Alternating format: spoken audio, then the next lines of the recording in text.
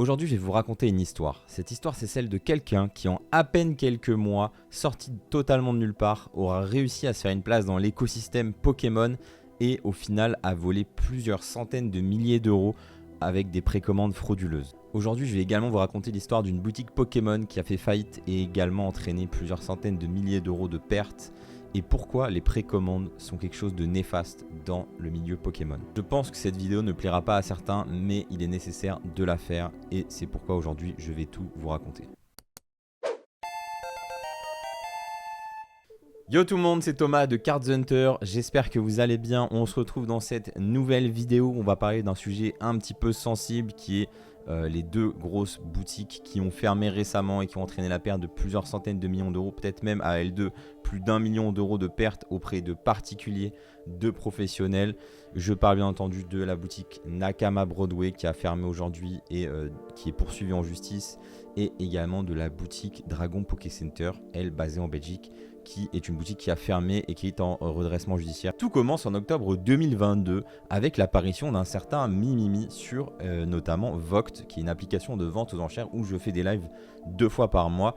Et donc on voit arriver cette personne qui se met à dépenser énormément d'argent sorti de nulle part. Ce genre de comportement, c'est toujours un petit peu suspicieux. C'est déjà arrivé dans le passé qu'on ait des arnaqueurs qui pris exactement cette voie-là, dépenser beaucoup d'argent, se faire remarquer pour instaurer une espèce de confiance. Ah ouais, lui il a de l'argent, ah lui il a une grosse collection, donc je peux lui faire confiance, c'est quelqu'un qui a fait du business avec plein d'autres gens, donc c'est bon. Et à peu près au même moment, on voit débarquer une nouvelle boutique, Nakama Broadway, qui est une boutique à la base qui existe depuis plusieurs années, qui est une boutique de vente de figurines, statues, mangas animés. Une petite boutique et qui fait son bout de chemin très bien, et d'un coup qui arrive dans le monde Pokémon avec des précommandes de displays japonais Pokémon. Alors pour remettre un petit peu en contexte, une boîte de boosters Pokémon officielle au Japon, à la sortie en magasin, on est sur 5500 yens, environ 35 euros. Mais ce qui se passe avec le marché actuel, c'est qu'à la sortie, les displays sont introuvables, même sur le marché japonais, sur le marché de la revente, en dessous des 80-100 euros selon les séries. Et même par exemple pour la dernière série, les 151 qui étaient très hypés, on était plutôt autour des 120 euros à la sortie pour un display. Et là, qui est-ce qu'on voit débarquer? Nakama Broadway qui propose sur Voct des displays en précommande à 45 euros. Le display V-Star Universe, vraiment incroyable, des prix assez fous. Donc, et bien sûr, que font les gens? C'est pas cher, on achète, on réfléchit pas. Et du coup, plein de gens commencent à plonger dans ces précommandes. Donc à la base, la majorité des précommandes, c'est sur Voct, et une fois que le nom commence à se répandre, eh bien tout passe sur le site web, donc sur le site nakamabroadway.com, et là les displays sont entre 50 et 55 euros le display, ce qui est déjà extrêmement peu cher et extrêmement suspicieux. Donc moi quand je vois ça débarquer, je regarde un petit peu, je me renseigne, je trouve ça très bizarre. C'est très difficile d'obtenir des displays au Japon, c'est très difficile d'avoir des bons prix, mais vendre des displays en dessous du prix du marché au Japon, ça paraît quand même extrêmement bizarre, surtout qu'on n'a même pas pensé aux frais d'importation, des frais de TVA, etc., du dédouanement, etc. Donc moi, quand je commence à regarder ça, je me dis c'est quand même bizarre. Déjà, première chose qui me saute aux yeux, on a un compte Instagram avec des faux abonnés. Ça, c'est directement flagrant. On a 24 000 abonnés, mais sur les posts, on a 10 likes, 20 likes, absolument aucune interaction. Donc déjà, ça, red flag. Deuxièmement, énorme red flag, c'est les quantités annoncées par ce fameux Mimimi. On parle de 20 000, 40 000 displays disponibles en précommande, et sur le site internet, on a littéralement précommande infinie. On peut mettre la quantité qu'on veut, et ben on peut passer la commande. C'est absolument impossible. Pour moi-même travailler directement au Japon avec des boutiques qui sont officiellement fournies par les grossistes au Japon, je sais que c'est absolument impossible. Le système est assez spécial, tu peux pas débarquer de nulle part. Même si ton père c'est le directeur de Pokémon, tu n'auras pas 40 000 displays, tu n'auras pas 10 000 displays, tu n'auras pas 1000 displays. Si tu sors de nulle part, tu n'auras rien tout simplement. Aujourd'hui, c'est absolument impossible. Troisième red flag, commence à être posté des photos sur Instagram en story qui sont tout simplement des vols de photos de Twitter, de Instagram directement même. Voilà. Donc on a Mimimi qui prétend avoir des dizaines de Giratina alternate, alors que cette photo vient d'un compte Instagram Yopchums de quelqu'un qui envoie beaucoup de cartes à PSA. On a des displays qui arrivent en entrepôt, mais en fait c'est des photos volées sur Twitter tout simplement de professionnels qui ont reçu leur quantité au Japon. Du coup voilà, énorme red flag directement. À partir de là, moi ce que je fais tout simplement, c'est que je préviens absolument tous les gens que je connais dans l'industrie Pokémon et je leur dis, les gars, attention, n'achetez pas des displays, c'est très bizarre ce qui est en train de se passer. Et puis au sein de ma communauté Discord, je commence à avertir, on commence avec nos modérateurs à avertir sur attention, c'est quand même assez bizarre ce qui est en train de se passer, méfiez-vous. Voilà, vraiment méfiez-vous, c'est tout ce qu'on dit. Si vous achetez, prenez une méthode safe, PayPal avec biens et services. Sur Voct, vous avez une assurance, etc., etc. Bien entendu, les gens ne nous écoutent pas, et ce qui se passe, c'est tout simplement qu'on rentre dans quelque chose qui se rapproche d'une pyramide de Ponzi. C'est-à-dire que Nakama Broadway va tout simplement également contacter des professionnels qui sont bien vus dans le milieu et leur vendre des displays en précommande. Bien sûr, ils n'ont pas à payer, ils paieront à la réception, il n'y a aucun problème. On arrive en décembre, et tout simplement, qu'est-ce qui se passe? Eh bien, ces boutiques, ces gens, ces influenceurs, ces gens un petit peu reconnus, eux, directement, ils sont livrés, ils reçoivent tous leurs displays, c'est aucun problème, et eux derrière ils peuvent revendre, faire des box breaks, etc., etc. Donc ce qui se passe derrière, c'est que Nakama Broadway, quand il va aller voir quelqu'un, quand il va approcher quelqu'un, quand il va parler de ses précommandes, il va tout simplement dire mais je fournis telle boutique, je fournis telle personne, je fournis tel influenceur. Tu peux leur demander, demande-leur, tu verras, ils ont tout reçu. Et ce qui se passe, c'est qu'avec ça, de plus en plus de gens tombent dans le panneau et les précommandes se multiplient. À partir de là, on n'est plus sur du V-Star Universe. Ici, on se retrouve en décembre et maintenant, on a des précommandes pour les sorties de janvier, février, mars, des ultra premium, des displays français, tout ce qui peut y passer part en précommande. Et donc là, à ce moment-là, on a quand même les premiers clients qui commencent à recevoir des displays et d'autres qui se font un petit peu bananes. Ça parle de livraison retardée via FedEx, des problèmes de douane, des problèmes de colis perdus, etc. Tout ce qu'il faut pour pouvoir retarder cette échéance de livraison. Donc on a une partie des clients qui est livrée et puis hop, des nouvelles précommandes pour V-Star Universe. Cette fois-ci le restock de janvier, le restock de mars, le restock de je ne sais quoi. Et on a une accumulation comme ça des précommandes qui vont se faire, de plus en plus de précommandes, de plus en plus de gens qui ne seront jamais livrés et de plus en plus d'excuses pour retarder l'échéance qui au final arrivera assez vite. Du coup, ce qui va se passer, c'est qu'au fur et à mesure que Nakama Broadway s'enfonce dans son mensonge et que de plus en plus de gens lèvent la voix au fil des mois, voilà, là on se retrouve peut-être vers février-mars, et bien Nakama Broadway, ce qu'il a fait tout simplement, c'est que lui, il a plein de petits associés sous son aile qui eux revendent également ses précommandes c'est-à-dire que même si lui son nom commence à être un petit peu louche, eh ben on a des nouveaux qui vendent des précommandes et on se met même à vendre des précommandes de produits qui sont exclusifs au Pokémon Center, c'est-à-dire que tu ne peux pas les obtenir à part si tu as gagné une loterie, c'est-à-dire que c'est totalement délirant. Donc on a des précommandes de Precious Collector Box, qui est un item limité au Pokémon Center, que tu ne peux pas te fournir si tu es au Japon, c'est que réservé au Pokémon Center Online, rien d'autre. Et des produits comme ça assez aberrants qui continuent à se multiplier. Et pendant ce temps-là, ce qui se passe, c'est que Nakama Broadway, Mimimi, il est tout simplement en train de dilapider tout cet argent en achetant des cartes, en ouvrant des boosters, en se faisant remarquer, en offrant des cadeaux, toujours sur Voct, notamment des télés, des ordinateurs, des consoles, etc. Ce genre de trucs. Et du coup, on le voit littéralement dépenser l'argent des gens, des 10 000 € par jour, sur des lives, à acheter des displays, à acheter des vieilles cartes. Voilà, par exemple, ici une petite annonce, je rachète pour 250 000 € de cartes. Tout simplement l'argent il a disparu. Et donc j'ai pu interviewer Nascatra, qui est un des associés les plus proches de Mimimi à l'époque, de Nakama Broadway, qui lui est là depuis longtemps dans Pokémon et qui s'est retrouvé à se rapprocher et à faire du business avec Nakama Broadway et à également faire partie de cette spirale infernale. On va écouter ce qu'il a à dire. Écoute, moi, je m'appelle Nascatra, alias dans la vraie vie Louis. Ouais, Et actuellement, aujourd'hui, je suis patron de ma société All Stars Gaming. Actuellement, je suis dans Pokémon depuis presque 10 ans. J'ai toujours été en pro. ouais, Ça fait pas mal d'années, voilà, je suis dans Pokémon. J'ai commencé petit à petit chez Asmodée. pour commander des Pokémon, vendre acheter des boosters, acheter des cartes, vendre des cartes à l'unité. Je suis en ligne. Alors, Nakama Broadway, j'ai rencontré, je l'ai pas réellement rencontré pour la première fois. C'est quoi? Je l'ai connu, on va dire, lors de son live, durant un live, vendait des ultra premium Dracofeu, tu vois. Ok. Et c'est passé, bah écoutez, il lançait plein de précommandes d'ultra premium Dracofeu. Il y avait deux, trois personnes avec lui, dont avec lui sur au téléphone. Bah j'ai eu quelques soucis avec quelques personnes durant ce live parce que tu vois, moi je disais que les quantités d'ultra premium qu'ils vendaient c'était insensé, tu vois. Hmm. Et il disait que ouais, c'était livraison vague février, mais bon, d'un côté, je le savais que c'est impossible. Tu vois, c'est le plus gros tu vois, c'est chez les fournisseurs quand la plus grosse quantité qu'on te livrait, c'était 100 pièces, tu vois, Ouais. 100, 150 pièces. Et lui, il vendait Et des centaines de pièces. ils vendaient des lots de 10, 50, 100. J'ai halluciné. J'ai dit, mais c'est pas possible.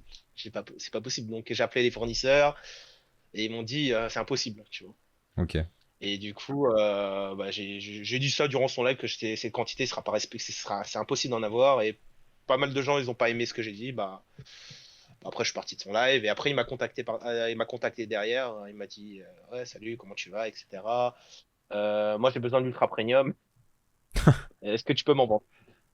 Donc voilà, c'est ça notre première rencontre. On s'est appelé, on a discuté, voilà. Du coup, toi, la première fois que tu t'entends parler de lui, tu te dirais qu'il y a un truc bizarre, mais après, tu te dis, je vais quand même faire du business avec cette personne. Bah, en fait, c'est quoi? Ils vendent. En fait, pour moi, pour moi, ça me semblait hyper bizarre, tu vois, dans le sens où il et une grosse quantité, Mhm. mais il me disait, il m'a montré une facture Jactal, un fournisseur qui est situé au Luxembourg. Il me montrait, ouais, commandé. J'ai commandé chez eux. J'ai aussi mes fournisseurs qui est à Singapour, en Thaïlande, des trucs comme ça. Ils ont c'est là-bas. Ils me montraient plein de trucs, tu vois. Mais bon, c'est au final, c'était comment ça s'appelle, des Photoshop. Et je dis, ah, ok. Et après, il me disait, ouais, et aussi, vu que je les achète 200 à un peu tout le monde et je les vends 250, je me fais ça. Je suis toujours bénéfique, tu vois. Je dis, Mhm. ok. C'est pas bête, mais c'est pas forcément intéressant, mais dans son discours, ça se tenait, tu vois. Bon. Franchement, je vais pas te mentir, la première fois, quand je l'ai rencontré, il me faisait des cadeaux, il me faisait des trucs, il me disait, ah, ça, c'est bien, tiens, je te présente ça, je te donne cette carte-là. Oh, t'inquiète, je t'arrange sur ça, vas-y. Il me mettait dans sa poche dans le sens où il rentrait dans mon cerveau, tu vois. Et moi, j'étais Ouais. un peu trop naïf et il m'a retourné le cerveau. Et du coup, après, vous êtes mis à faire du business ensemble. Tu peux parler de ce que vous avez fait Ouais, parce qu'il te vendait des précommandes, tu lui vendais des trucs. C'était quoi exactement? bon, on était parti de base, comme je dis quoi, c'est moi, vu que j'avais beaucoup de Français, j'étais bien fourni en quantité française en Pokémon. Et lui, il cherchait du français. Il me disait, bah écoute, moi je suis très bien fourni au Japon, je suis inscrit chez Pokémon Company, je peux avoir beaucoup de quantité là-bas. Si tu veux, on fait du business ensemble. Toi, tu me vends ton français au prix, prix quasi, prix touche, tu vois. En échange, moi je te fais quasi prix touche sur le japonais. Et, euh, et voilà. Et je lui dis, ok, bah écoute, on peut faire un essai. J'ai vendu un peu de produits français. J'ai vendu 52 Ultra Premium Dracofeu au début. Ouais. Il me restait des Ultra Premium Dracofeu.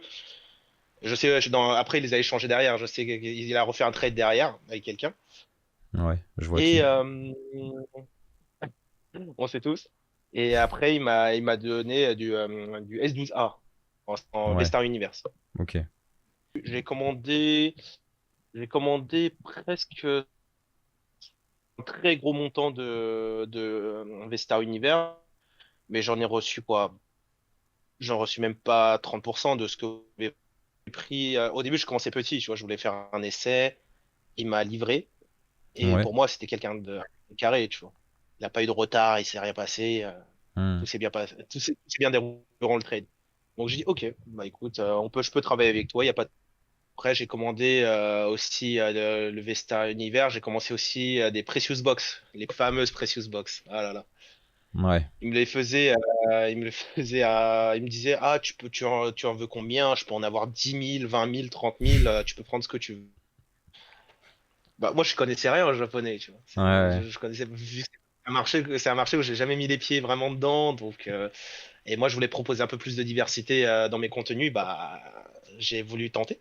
Je Mhm. voulais essayer, je crois qu'il me les vendait à 300 euros pièce, un truc comme ça. Ouais. Et bah écoute, il dit, ouais, je t'en prends 100, 150 Precious Box. Je lui ai payé, ainsi que les displays Vesta Universe. J'en ai eu presque pour un totalité à 6 chiffres, hein. Ok. Bah, là, au final, j'ai eu que pour 30% de ce que j'ai eu, de ce que j'ai commandé en termes de valeur, quoi. Ok. Après, un moment ou un autre, il me dit, ça a commencé à devenir bizarre. Bah, j'ai commencé ça en début décembre. Et il m'a dit livraison mi-décembre, dans 15 jours. Il m'a dit ah, il y a eu tempête de neige au Japon, la livraison est retardée, ah, il y a les grèves, il y a les fêtes. Il m'a dit plein de choses et en fait, d'un côté, c'était cohérent, tu vois, parce que c'était pas dans les périodes de fêtes, etc. Tout cela, ça pouvait arriver. Mhm. Donc, je lui ai cru bête. Ok. Et du coup, au final, combien est-ce que t'as perdu sur cette affaire-là? Le préjudice, totalité, vraiment, si je compte vraiment tout ce que moi, il me doit presque 65 000 euros. Ça s'est conclu comment je veux dire, vers le moment où tout s'est un peu révélé, c'est-à-dire, c'était quoi, février-mars? Qu'est-ce qui s'est Ouais, passé, tes échanges avec oui. lui? On était, à force de faire affaire et à côtoyer, c'est un ami, quoi. À un moment, je dis, bah, écoute, moi, j'ai besoin que tu me livres, quoi. Ça commence à être trop tard. Ça commence à être, je commence à avoir trop, il y a trop de retard. C'est impossible de continuer comme ça. Livre-moi. Mhm. Et il me disait, oui, bah écoute, je vais faire mon mieux. Il me livrait une petite partie, il me livrait un carton ou deux cartons, petit à petit, tu vois. Et au final, à un moment, il commence à dire la vérité. Ah, j'ai dépensé l'argent, l'argent lui est monté à la tête, et voilà, quoi. Et à ce moment-là, dans ma tête, ça a vrillé, quoi. J'ai Ouais. dit, mais comment tu peux faire ça? C'était impossible pour moi. Tu vois, j'ai dit, je me suis fait avoir, en fait, dans l'histoire. Je me sentais bête. Je me sentais très, très bête. Ouais. Et du coup, là, t'es parti en justice pour te C'est faire ça. rembourser? C'est ça. En fait, on était parti de base. Moi, j'ai dit, écoute, moi, je vais porter plainte Mhm. contre lui. J'ai porté plainte contre lui au début pour commencer. Ouais. Parce que moi, c'était pas possible parce qu'il voulait pas me le livrer. Ouais. J'ai dit, bah, moi, soit je porte plainte. J'ai vu sa famille, son père. Ok. Il me dit, bah, écoutez, moi, je vais vous rembourser, on va vous rembourser, ne vous en faites pas. Et du coup, moi, j'y croyais plus, tu vois. Je pouvais plus croire à une personne comme ça Ouais. m'a arnaqué. Donc, j'ai fait des plaintes, contre lui. Ouais. Et là, il a fermé son site. Et voilà. Et comment dire, là, aujourd'hui, je pense qu'il est toujours en activité. Je vois toujours son entourage, ses amis, Mhm. qui vendent des produits et je pense que c'est ses produits à lui. En fait, ce qui est dur à comprendre, c'est qu'il devait bien savoir qu'il y avait une date de fin, tu vois. Mais qu'il a continué. Au final, il s'en sort avec. Enfin, il a rien gagné, quoi, cette histoire. Quel est l'intérêt, tu vois? C'est ça que. Est-ce que toi, tu penses qu'il y a des trucs cachés, il y a des trucs qui restent? Et quand on voit un si gros montant d'argent dans son porte-monnaie, sur son compte bancaire, bah, il était tenté, l'argent est monté à la tête, il commence à dépenser, il me dit, ah, ici, c'est pas grave, je dépense ça, mais je peux le retoucher ici, etc. Et il commence à trop dépenser. Bah, c'est au final l'argent des Euh, gens, il l'a dépensé pour son plaisir plus que. Dépenser de l'argent aussi sur FIFA. Il dépensait des milliers d'euros. Ah ouais. Bon, c'est des milliers d'euros en une soirée. Tu vois, c'est. Hmm. En fait, il voit pas les conséquences. Il voit pas les conséquences. Est-ce qu'au final, toi, t'as quand même pas contribué Ah, c'est son arnaque en proposant toi aussi des précommandes sur les différents Bah, produits, etc. en fait, j'ai contribué dans le sens où, en fait, j'ai vendu un produit que moi, je pensais que j'allais les avoir. Je ne nie pas. J'ai une part d'erreur. Hmm. Au final, bah Ouais. écoute, j'aurais dû écouter plus les gens. Maintenant, on peut parler un petit peu de l'autre l'autre cas, parce que toi, t'es impliqué dans toutes les dingueries de Pokémon en ce moment. Du coup, tu peux me parler du coup, de ta relation avec le shop belge. Bah, en fait, j'ai pas une très grande relation avec le patron de Dragon Poké Center. Hmm. Je lui ai acheté une fois de la marchandise. J'ai acheté du Pokémon Go, la série 10.5 de épée bouclier. Ok. Je lui ai acheté une belle quantité. Quand c'est sorti? Et ouais, c'est ça. Ok. Je lui ai acheté une belle quantité. Bah, j'ai dit, bah écoute, si tu me fais à ce prix-là, ça peut être intéressant. Il me dit, ok, vas-y, je t'ai fait à ce prix-là, je les ai payés. Ok. J'ai été livré en une semaine, toute la quantité que je lui ai commandée. Et Ok. j'étais satisfait de ma commande. Mais après, je lui ai commandé pour la série suivante, bah, le B11 Origine perdue. Alors là, catastrophe. Ouais. Je lui ai commandé 400 displays, je crois, ou 300 displays, avec des tripacks. Il me faut une grosse quantité parce que voilà, moi j'arrive à les vendre. Mhm. Et il me dit, pas de souci, je t'envoie la facture, tu m'envoies l'argent et je t'envoie ça. Pas de souci. Je lui envoie l'argent. Pour moi, c'est normal de payer une marchandise avant de le recevoir. Ouais, ouais, bien sûr. Bah, du coup, je l'ai payé. Et là, hop, petit souci, j'ai pas été livré. Le transporteur, j'ai pas le temps de préparer les colis. Euh, Ok. ah, même à la date d'aujourd'hui, j'ai pas tout reçu, quoi. J'ai eu ma part de tort dans l'histoire, c'est trop faire confiance aux gens. Mais tu vois, je prends toutes mes responsabilités et tous mes clients ont été remboursés dans la totalité. Et c'est moi qui prends le préjudice à ma charge, Ok. de mon Et, côté. et est-ce que tu vas faire quoi dans le futur pour essayer d'éviter ce genre de soucis? Qu'est-ce que tu conseillerais aux gens? C'est d'acheter vraiment le produit que quand vous voyez le produit, quoi. C'est que si vous voyez la personne détient ce produit, là, vous pouvez l'acheter. Hmm. Faites pas, je ne suis pas trop pour le système des précommandes parce que nous deux, on le sait, c'est les quantités que quand on commande et les quantités qu'on reçoit, il y a toujours une différence. Ouais. Et au final, ça toujours en bon d'achat ou des trucs comme ça. Et je suis pas, c'est vraiment quelque chose que j'ai vraiment pas été pour, tu vois. Bah, merci et tout pour ton intervention, en tout cas, Louis. Merci à toi. J'espère que les gens pourront avoir un peu plus d'insight sur l'histoire. Voilà, je vous laisse seul juge de cet échange avec Nascatra. Quoi qu'il arrive, on a beaucoup de gens qui ont perdu beaucoup d'argent sur la naïveté de beaucoup de monde.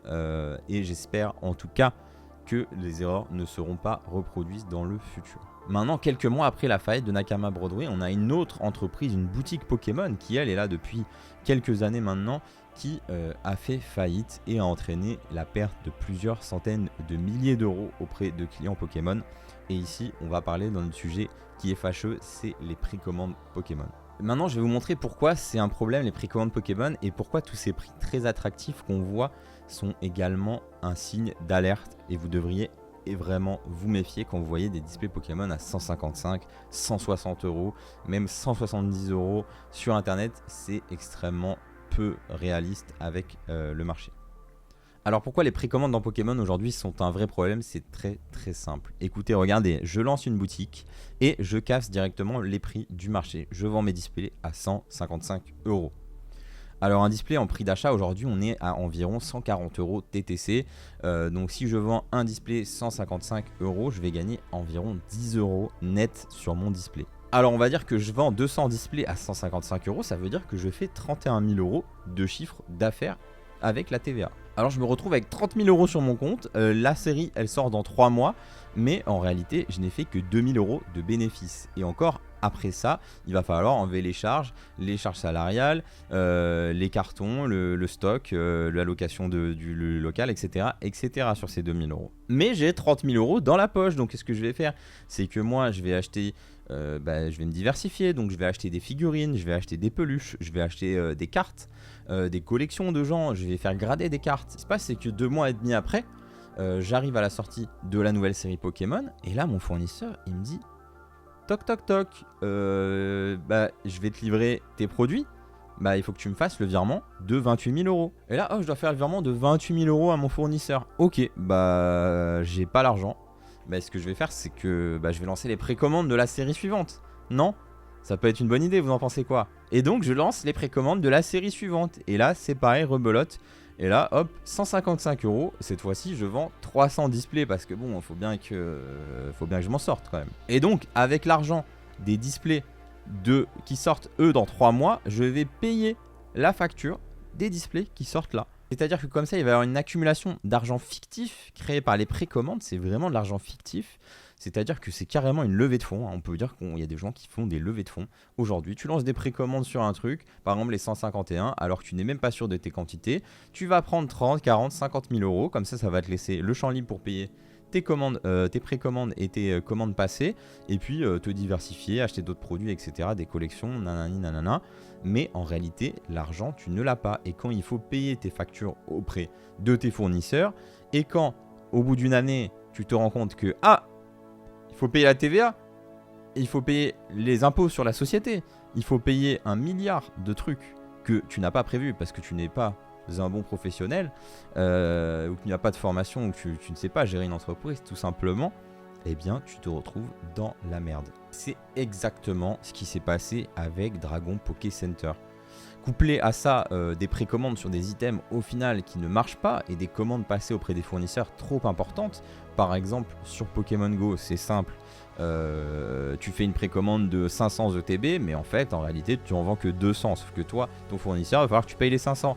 Et quand ça sort, du coup, là, tu n'as vraiment pas l'argent. C'est-à-dire que tu dois plus d'argent que ce que tu en as gagné. Vu que tu fais des marges extrêmement basses. Et donc, si vous voyez aujourd'hui des précommandes à des bas prix, il faut se méfier. Personne n'a envie de faire 5% de marge dans un business. Ce n'est pas possible aujourd'hui. Il y a une règle qui est assez simple. Si vous faites du business, vous créez une entreprise, on essaye d'avoir environ 30-35% de marge. Sinon, ça ne sert pas à grand chose. Parce que même si on prend 30-35% de marge, il y a tellement de coûts annexes d'imposition, de TVA, etc. qui vous rentrent dedans à la fin que ce n'est pas un business rentable. Voilà, vous pouvez faire du business d'échelle et faire 10% de marge, mais faire des millions de chiffre d'affaires, là ça peut marcher. Mais ça, il faut une vraie entreprise avec des vrais salariés et pas 3 mecs dans un garage qui essaient de vendre des displays Pokémon. Et donc ça nous amène à Dragon Poké Center, une boutique Pokémon qui s'est lancée autour de fin 2020, début 2021 et qui est rentrée en faillite il y a seulement quelques mois maintenant. Et du coup cette boutique, elle se lance et puis on est en pleine hype Pokémon et elle marche plutôt pas mal. Pourquoi? Déjà parce que les prix sont vraiment bas. Et du coup j'ai la modératrice du serveur Discord de la boutique qui a bien voulu nous expliquer et nous détailler cette histoire. Je m'appelle Blastoise18, passionnée de Pokémon avec mon petit garçon. Donc modératrice de ses lives. De son Discord. De son Discord. Ok. Quand est-ce que tu as connu la boutique Dragon Poké Center? Tu peux me parler de début? Dès le début, parce qu'en fait, on lui commandait au début via une page Facebook. Ok. Et comme l'activité s'est intensifiée, Olivier, on avait sollicité Olivier également pour créer sa boutique, donc ça venait également des clients. Ok. Et, on avait un peu conseillé, et puis finalement, il s'est lancé tout doucement, mais sûrement sur cette voie-là. Et moi, si je me souviens bien, au début, il faisait ça en complément de son activité professionnelle. Voilà, au début, il vendait des articles, et des articles Pokémon, pour autofinancer ce qu'il appelait la chaîne. Ok. Donc le but n'était pas d'en retirer des revenus, mais d'avoir un financement d'ouverture. Ok. Et du coup, toi, tu as toujours été cliente de lui, il n'y a jamais eu de problème? Jamais de problème particulier. Bon, des fois, j'avais des retards dans mes commandes, mais comme tout à chacun peut avoir des retards dans ses commandes.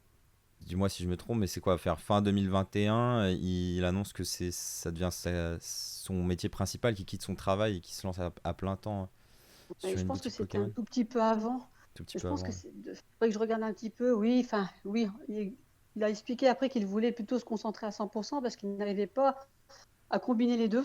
Hmm, À la fois combiner sa vie professionnelle qui était quand même intense et à la fois sa vie Pokémon, j'ai envie de vous dire, ouais. puisqu'en fait, ça commençait à grossir en termes d'activité. Donc il fallait faire un choix ou rester même taille Pokémon. Puis en plus, il commençait à avoir des problèmes de stockage chez lui Hmm. ou lâcher l'activité pro. Et du coup, à partir de Pogo, qu'est-ce qui se passe Bah, là, on est en période estivale, comme maintenant en fait. hmm, Donc juillet-août, donc on ouais. commence à avoir des retards de livraison. Ça commence à être un peu embêtant. Et puis surtout que bon, les gens ne sont pas livrés. Hmm, Et puis au début, on pensait que, comme c'était lié au volume, on s'est dit, il faut être patient, peut-être il faut peut-être qu'il envoie, etc. Donc moi, je n'ai pas eu de souci particulier sur Pokémon Go, mais parce que j'avais commandé des produits dits classiques. ouais. Donc pas trop de soucis. Mais certains commencent à dire, oui, on va recevoir après le délai on appelle ça, de lancement du Pokémon Go, etc. Donc là, il y a eu commencé à avoir du retard. Ok. Donc là, on commence à avoir une partie où on n'a plus les lives de la chaîne. Ok. Donc les lives, vous lui donnez les, faisiez des updates, tenez au courant la Voilà, communauté, quoi. voilà. Donc là, la communication, elle devient un peu plus Hmm, tenue pour la communauté. Nous, on est toujours en contact avec lui. Donc pour moi, il y a eu un gros pic d'activité au mois d'août, août-septembre. Et je pense c'est là que ça a commencé un peu à déraper. Il se met sur Voct et je fais un live mi-septembre, je pense, de mémoire. ok. Et là, les gens ne sont pas contents parce que les clients râlent parce qu'en fait, Ouais. ils se disent mais pourquoi il va sur Voct alors qu'il doit nous envoyer nos commandes. Mais là, Hmm, il vendait plutôt de la collection personnelle en même temps et en même temps ses cartes. ok. Donc effectivement, il a fait quelques live Voct. Et, euh, et du coup, ce début d'année là, qu'est-ce qui se passe, la faillite, tout ça, est-ce que tu peux me Ben, avancer dans le temps un moi peu? déjà, moi déjà, en janvier, personnellement, j'ai pris la décision de plus trop commander parce que j'attendais aussi des livraisons, Hmm, comme tout le monde. J'avais même dit à certains, arrêtez, attendez vos livraisons. Je me dis, tiens, là, il faut que les encours baissent un petit peu, donc il ne faut plus commander. Début mai, annonce de la faillite. Il ne nous a pas avertis. d'accord. On l'a découvert en même temps que les autres. Ok. Ça, c'est important de le dire. On l'a découvert, au début, on était 5 modérateurs. À la fin, on n'était plus que 2, 2,5. Ok. Donc, on a découvert également la faillite, avec Hmm, des conséquences différentes, puisqu'en fait, on avait tous des encours différents. Hein, parce qu'on était clients avant tout. bien sûr, ouais. Donc, moi, j'avais 400 et quelques euros. L'autre modérateur avait plus de 3 codes euros. Hein, donc, Plus de c'est 3 000 euros. Ok. plus de 3 000 euros d'encours. Hmm, Donc, c'est un peu compliqué, tu vois, c'était un peu compliqué à ouais. ce niveau-là. Au final, une fois que c'est annoncé, tu le recontactes. Il y a des contacts encore ou il y a plus de J'ai contacts? essayé de le recontacter. J'ai tenté, il n'a jamais répondu. Et du coup, c'est le montant total de préjudice, il est estimé à combien là, sur l'intégralité des gens? Énorme, énorme, parce que faut être 300. 300 000 euros? 300 codes. Ouais. Ok. On est d'accord que lui, enfin, il en retire rien de positif. Enfin, il a pas volé de Non, l'argent. Lui, il perd tout. non, non. Il perd tout. Il perd tout, donc il n'a pas fait ça dans le but de voler. Ça, c'est certain. Hmm, Je l'ai toujours. C'est certain, il n'avait pas malversation de sa part. C'est plutôt lié à une mauvaise gestion et à un débordement bien sûr. d'activité qu'il n'a pas su gérer. Non, il Hmm, n'y a pas eu malversation de sa part. Là-dessus, c'est certain. Il n'y a pas d'enrichissement personnel. ouais, bien sûr. Du coup, ok, il y a eu cette action là, cette action pour essayer de recouvrer les fonds. Ça, vous aurez une réponse quand de qui récupère quoi, Bah, etc. là, pour l'instant, il y a eu la vente du stock qui Ouais. a été effectuée Hmm. au profit d'un vendeur professionnel. La vente du stock ne permet pas actuellement de couvrir toutes les dettes. Ouais, si tu m'as dit C'est 300, pas- c'est à peu près la moitié du coup qui est couvert. Non, même pas, parce qu'avant, il y a d'autres dettes. Ça, c'est les Ah, dettes clients. Mais il y a encore d'autres dettes. Il y a aussi ok. les dettes URSSAF, Ah ouais. impôts, etc. Ah bah D'accord? forcément, l'État va se servir en premier. Voilà. Donc, comme ils sont des créanciers privilégiés, eux seront les premiers servis. Ouais. Il Sachant restera. que les clients sont chirographaires, donc simples créanciers. Hmm. Ok, Donc, ils n'ont donc pas, ils il y a passent à peu la fin. d'espoir quoi. Peu d'espoir. Ben, le problème, c'est pas un problème pour les clients, mais c'est lui, en fait, Olivier, il était pas, il était inscrit en son nom propre. Ça veut dire que sa responsabilité, elle est illimitée et que pour recourir, en fait, tout va être vendu, même sa maison. Ouais. Hmm. Tu vois? Donc, je pense que pour les clients, la seule chance, enfin, chance entre guillemets, c'est que la maison se vende bien pour récupérer quelque chose. Et encore, Ok, voilà. bah écoute, merci pour tout. Est-ce que tu as quelque chose à rajouter? Mais c'est un conseil que je donnerais aux gens, c'est pas précommander 9 mois à l'avance, 6 mois à l'avance. C'est être dans des dates les plus proches possibles. Hmm. Et si possible, comment dire, pour justement avoir ce recours. Parce que sinon, on n'a plus de recours une fois les 6 mois passés. C'est ça qui est embêtant. Et surtout, ne pas faire trop de précommandes, faire attention à son volume. Hein, parce que moi, j'ai quand même vu des personnes qui ont 5-6 000 euros dehors. C'est beaucoup. Hein. Et du coup, on a plus de 600 personnes lésées pour plusieurs centaines de milliers d'euros de pertes. Ces gens ne récupéreront jamais cet argent. En plus de ça, on a plus de 150 000 euros de dettes auprès de l'État, auprès également de fournisseurs comme Asmodée. On a d'énormes dettes qui n'ont pas été réglées. Et du coup, ce qui va se passer, c'est que sur la saisie de l'ensemble des biens du propriétaire de Dragon Poké Center, eh bien, ça va être l'État et les fournisseurs qui vont probablement passer en premier. Et on ne sait pas encore s'il restera grand-chose pour les particuliers qui sont lésés. Voilà, je voulais faire cette vidéo pour vous raconter ces histoires et qu'elles vous servent d'exemple, surtout pour ne pas commettre les mêmes erreurs. Il y avait d'énormes signes avant-coureurs de ces faillites, de ces problèmes, et les gens, juste à cause de prix attractifs, ont totalement plongé dedans, les yeux fermés, les oreilles bouchées. Malgré tout ce qu'on pouvait entendre, il y a quand même plus de 1000 personnes qui se sont fait avoir, plus d'1 million d'euros sur les 2 cas de vol et d'argent qui ne seront probablement jamais récupérés. Voilà, j'espère que cette vidéo vous aura plu. Elle a demandé énormément de travail. N'hésitez pas à vous abonner, à mettre un petit like et un petit commentaire, ça fera vraiment plaisir. Et on se retrouve pour des vidéos un petit peu plus gaies dans les prochains jours. Ciao!